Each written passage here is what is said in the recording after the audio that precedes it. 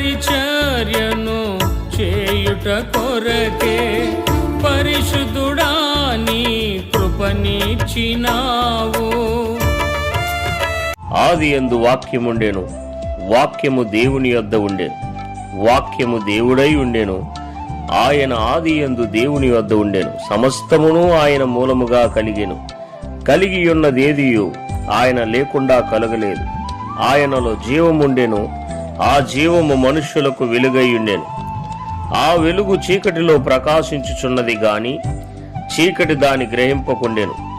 దేవుని యొద్ద నుండి పంపబడిన ఒక మనుష్యుడు ఉండెను. అతని పేరు యోహాను.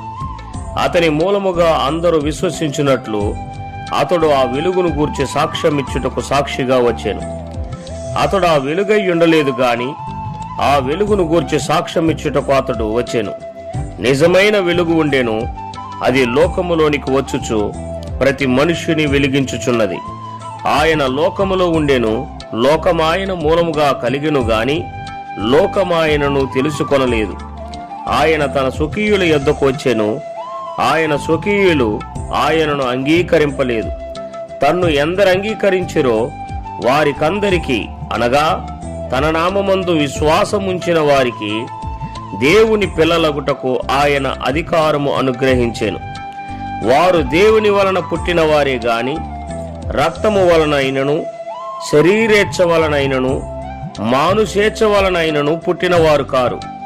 ఆ వాక్యము శరీరధారి అయి కృపాసత్య సంపూర్ణుడుగా మన మధ్య నివసించెను.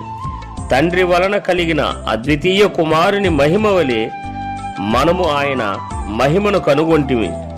యోహాను ఆయనను గూర్చి సాక్ష్యమిచ్చుచు, నా వెనుక వచ్చువాడు నాకంటే ప్రముఖుడు గనుక ఆయన నాకంటే ముందటివాడాయననియు నేను చెప్పినవాడు ఈయనే అనియు ఎలుగెత్తి చెప్పెను.